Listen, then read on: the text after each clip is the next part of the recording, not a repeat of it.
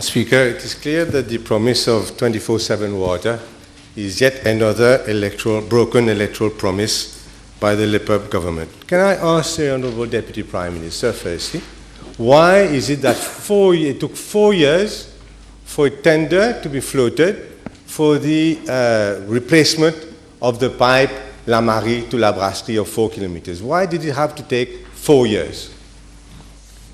This is going to be almost an own goal. Wait. In 2012, when you were in government, 800 million rupees were spent precisely on that area. 1% efficiency resulted from that huge amount of money. You can't do everything at one go. Water replacement programs is a national effort, and it has been continuing and ongoing in the whole of Mauritius. With regard to Curepipe, there was a program which has been respected, and the program was that the tender was to start in 2019. But in the meantime, the pipes deteriorated. Speaker, let me also know, Deputy Prime Minister, a few days ago, he made a statement that as if he was proud, that the 155 kilometers of pipes had been replaced for the 4 years he's been here. Is that a typing error? Because that is far less than even what the previous government did. Is that a typing error, that you only did 155 in 4 years? Well, that doesn't arise from the question which is restricted to Curepipe. I am prepared to answer questions on Curepipe and... Please, no interruptions. No interruptions. I'll just remind the Leader of the Opposition that his question is on Curepipe and Forest side. So I would ask both Leader of Opposition and the Minister to remain within the precincts and the parameters of this question. Speaker, the Deputy Prime Minister opened the debate and is ashamed of his record. This is the truth. No. Madam Speaker, let me ask the Honourable Deputy Prime Minister. Now, December, there are serious issues regarding water supply in Forest side. January, serious issues. Water tankers going everywhere. And delivering, Madam Speaker, dirty water to the population of Forest side without any warning. I must say, to the credit of CWA, that these are private water taxis delivering these undrinkable water. What did the Honourable Deputy Prime Minister... Yeah. I'll just remind you once more, after a long vacation, I'm just reminding you that you're taking the time of the House to make statements instead of asking questions. You're losing your own chances of asking more questions. Got me upset, Madam Speaker, with all this rubbish. Madam Speaker, what did the Honourable Deputy Prime Minister do? Was he aware that such undrinkable water were being delivered to the people of Curepipe and Forest side? I have heard this uncouth propaganda coming from PMSD circles. Only PMSD circles, I must say, that the water comes from the river. Now, all the water comes from La Marie reservoir, where they are hooked and they receive clean water. This water has been checked by the Ministry of Health and has been found to be clean. It is not true, and it is irresponsible for persons in serious positions to spread fake rumors. You may maintain what you want. It is not true. It is fake, just like you know who. Madam Speaker, had the Deputy Prime Minister, who was acting Prime Minister, had the courage to go and meet the people of Curepipe, he would have been told exactly what I've been told today, Madam Speaker. But Sewok Singh, please don't get excited about it. Isn't there an issue that the CWA, in the present state that is in, is unable to exercise any supervision or control on the private water taxis delivering water to the population all over the island. That is not true. This is again propaganda, fake propaganda, spread by the PMSD. And the water, the last test was on 25 March, when the Ministry of Health and Quality of Life confirmed that the water met the WHO standards. Therefore, whatever abuse may be made of the situation, and I regret now by the leader of the opposition, never heard that before, of any leader of the opposition, this is bound to create serious discontent through the spreading of false rumors. The private water tankers are certified by the CWA. A record is kept as to each time that they take water and where they go and deliver. Madam Speaker, he has he's in no position to say anything because he ran away from the situation and never attended Curepipe at all, despite the incompetence of the CWA in providing the service. Madam Speaker, I'd like to ask the Deputy Prime Minister, from December onwards, till that meeting in the CWA office, till in fact the people went on a street protest on Wednesday, 30th of January, what did the CWA do? Or did it require a street protest? And another one, much worse, 2 months later, for the CWA to act? The meeting of the 4th of February was indeed a very fruitful meeting between the inhabitants, very responsible people, as I read the notes of meeting, who explained their problem. We have every sympathy with people who run short of water. We understand that situation. When we are short of water, it is not a pleasant experience. So, efforts were made to make sure that in a bad situation, we can make the best of it. And this is where, after discussions, the inhabitants came with suggestions which were taken on board, and this led to an improvement, and I pay tribute to them, not only to these inhabitants, but also to some other people who helped. I have in mind persons like Jocelyn Rama, etc., who, although they were demonstrating, did try to make the situation better and help to improve the situation, compared to others whose only agenda was to try and stir trouble. That is the difference between responsible and irresponsible people. His cheap remarks from such an incompetent minister makes no difference, Madam Speaker. Such an incompetent minister, a record incompetent minister. Madam Speaker, he attacked me also. You can't treat the minister as being incompetent. This is not to be said. No, because then what will happen, Honourable Leader of Opposition, is that the exchange of views and comments will become acrimonious.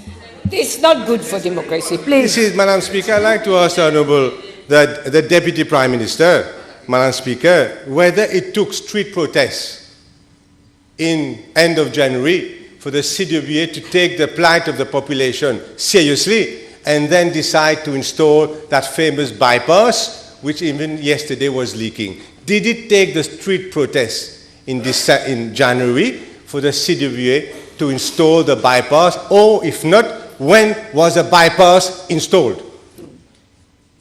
If a highly competent leader of the opposition, the best leader of the opposition we've ever had listened to the answer, he would have said, he would have heard that since July 2018, the matter had been attracting the attention of the CWA. Now, this PNQ, was wrong. This PNQ is related to a very specific question, and I shall restrict myself to this specific question and not try and make a competition of competence with the honorable leader of the opposition. We'll do that another time. Speaker, the competent Deputy Prime Minister did not answer a simple basic question. When did work start to install the bypass? Tuyau remplacement. When was it installed? As from when was it installed? I've already said it. I'm sorry, Madam Speaker. When was the bypass installed? Did it take? Order, please. Did it take street protests for the CWA to take into account the desperate plight of the population?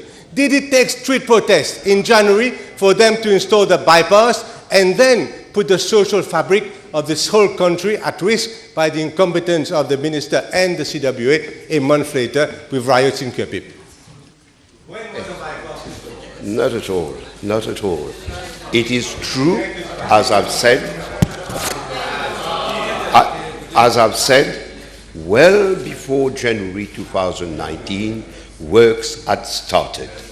The pipes had to be procured, and the procurement process continued in order to do that work. You are an incompetent leader of the terribly opposition. incompetent. He cannot even tell us when the bypass was installed at La Marie so that people would start getting water.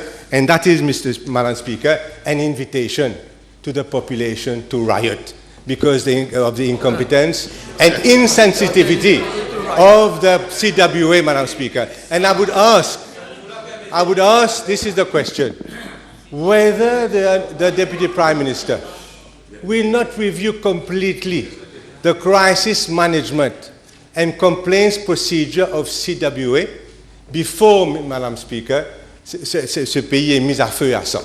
Yes, Honourable Leader of Opposition. Please, Honourable Leader of Opposition and both the Honourable Deputy Prime Minister. Regarding competence, I don't want this to be discussed in this House. If you have to discuss about the competence of anybody in this House, it's good that you discuss it in the corridor. Please. Okay. I am very sad and surprised that a person who is, after all, the leader of the opposition, which means the leader of all the opposition, should make references to à feu et à sang when we know, and riot, when we know precisely that there were two groups. One group which was engaged in peaceful protest, which is quite legitimate when people do not have water, and another group fomented by the PMSD, trying to riot, putting tires on fire. Can I ask the second row to be less noisy, please? Honourable Thierry Henry? Honourable Thierry Henry? I am addressing myself to you. Please. Luckily, the inhabitants of the area, only less than 10%, I must say, followed the PMSD and their acolytes in this. I have to pay tribute at the same time, not only to these members, but other ex-candidates, for instance, of the Labour Party and members of the MMM, ex-members, etc., who they acted responsibly and tried to quell the fire and succeeded, because on the other side they had only less than 10%. Honourable Ferro, you are looking at me and then you're still continuing in your remarks. Please. Adim also to make some remarks. No. You're allowed, You did. on both sides of the house, we want some order. But I want anybody, I don't want anybody from a sitting position to make remarks. Because it was thanks to us that the situation did not deteriorate, whilst the Deputy Prime Minister ran away, even as acting Prime Minister. Madam Speaker, this bypass, is the Deputy Prime Minister aware that even people in the CWA are criticizing the unprofessional way in which that bypass has been installed, the pipe being too small, the engineering being bad, and even the equipment, Madam Speaker, being inadequate, reason why this pipe is bursting every day or so. Again, that is fake. Again, yes, when you place a pipe, there is always, even when you do it in your house, there is always a problem. But as from yesterday, this water is running through the pipe, it is being monitored, the engineers are certifying that the work is being done, and the evidence is that there is no complaint as of this morning. Is it not a fact that the work was badly done because under his stewardship there has been a great brain drain at the CWA? Even yesterday in the papers, it stated that 15 qualified engineers had left the CWA over the last years and had retired or sought employment elsewhere. Is it not the fact that the bad workmanship reflects the brain drain and the incompetence of the people now remaining at CWA? I mean, that is just, again, talk which I am not going to reply. Does it arise of the question? The brain drain is everywhere in Mauritius, in all sectors, in all the world. That is another debate. It's a serious debate, admittedly, but not now. It is perfectly relevant because my point is that the pipe is inappropriate and has been badly installed because the CWA does not have the competence anymore because of the brain drain to do such work properly. This is my question. Everybody in this world is incompetent except for the leader of the opposition. For a minister qui se gargarise avec 155 kilometers over 5 years of replacement pipes, then that is, Madam Speaker, I let the population themselves, Madam Speaker, be the judge of that. Madam Speaker, there has obviously here been gross negligence in the way that the CW has communicated. Always promising, and never delivering. In the way, if you were to study it, you may not be aware of it, in the way that this pipe itself, that bypass pipe, has been installed. In the delay that this very old pipe has taken for this very old pipe to be changed. Isn't it time, Madam Speaker, for the Deputy Prime Minister and for the government, if he's not competent enough, maybe the Prime Minister will look at it. Maybe the Prime Minister to chair a task force on water in Mauritius, which was the main promise of this LIPEP government, so that, Madam Speaker, we avoid such hardship to the population in future. I don't want to go into generalities. It is clear that we are just running round and round because there are no more questions to ask, so we just go round. Honourable Leader of Opposition, there are other members also who've asked. Do you, yeah? So, Honourable Ratna. Can the Honourable Deputy Prime Minister state to the House and to the population the La Brasserie pipe, how old were they, and whether He's got the right to ask a question. And whether post-independence, any successive PMSD government who has been formed part of have made any effort to change those pipes? First of all, according to my information, these two pipes are more than 100 years old. There's been one effort under the PMSD government in 2012.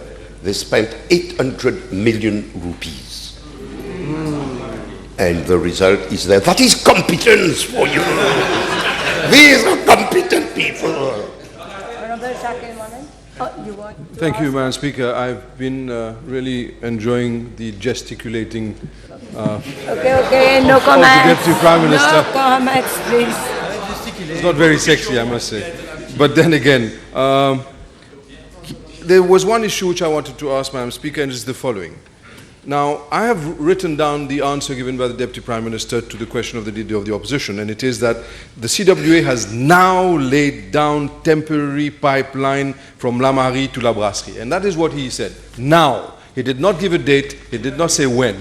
So my question is, why, and to that also, the question was asked, he did not answer that question. He was trying to drown the fish in 2012. But my question is, why is it, after he had promised 24/7 water in his elections and when he became minister in 2015, the work started, all good. But why is it 2015 went by, 2016, 2017, 2018. Why is it that all those years passed by and it is only in 2019, the 25th of January, and not before, that this open, advertised bidding for replacement of 2 old pipes were made public? Why not before? Okay, we've understood your question. A journalist asked this question of the Prime Minister yesterday, and the answer is correct. If you start carving up all Mauritius at one go in 2015, then it's mayhem. There must be a plan. There must be a strategy. And everything cannot be done at one time, in 1 year, in one moment. So there was a time for such things to be done. This is how it happened. Why? We can talk on another occasion of everything that has been done, but this does not arise of this question. Since the Deputy Prime Minister introduced the question of carving up the country. Of what? Of carving up the country. Why is it that only 2 years ago, in a public meeting, he promised at the end of his mandate to have 24/7 water? Was he not then aware that it was not possible to have it? Why did he lie to the population 2 years ago in a public meeting to say that he would deliver 24/7 water by the end of this year? Hedge your bets. Any bet you want. This is going to happen. It is happening now. Now, 70% of the population is getting 24/7. 70%. You will see. There's no harm in being patient. I am patient, and those who laugh will know who laughs the last. 2 years ago, he promised 2 years ago. In May, on the 1st of May, he promised 27 before the end of this mandate.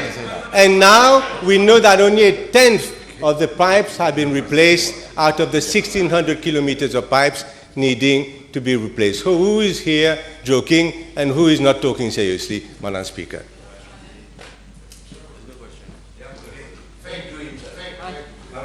Only 2 years. Let me repeat, maybe it was not clear the question. You've got 1 minute to go. Yes, maybe the question was not clear enough. I will repeat it.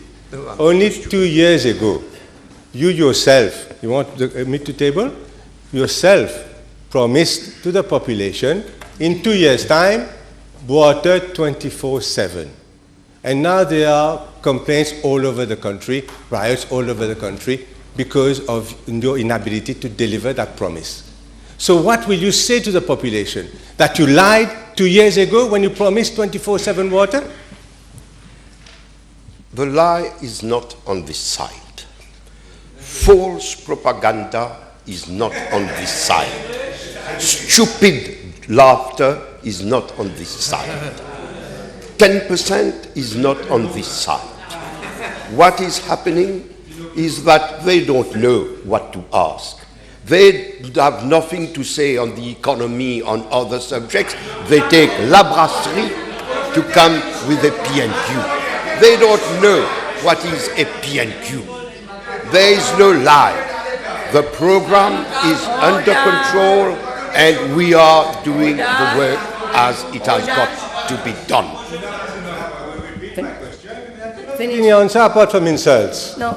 He's very good at insults, and he's got no answer. The answer is, the question is, 2 years ago, You told us you would deliver 24/7 water all day, all during the day, and for 7 days a week. If you don't understand, I'll tell you, 24/7 water, you will deliver this year. This year. Forget about the TMSD, your 2%, 1%, 0%, that is your problem. Our problem is you promised 2 years ago.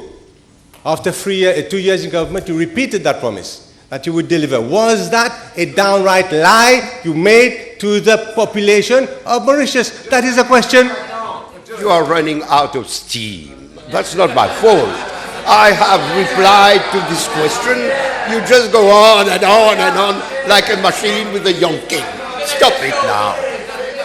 Time is over. Time is over. Honorable Xavier Duval, what is that remark that you are making? No, but you cannot say that he's lying. You can say that a statement is incorrect, but you cannot say that he's lying.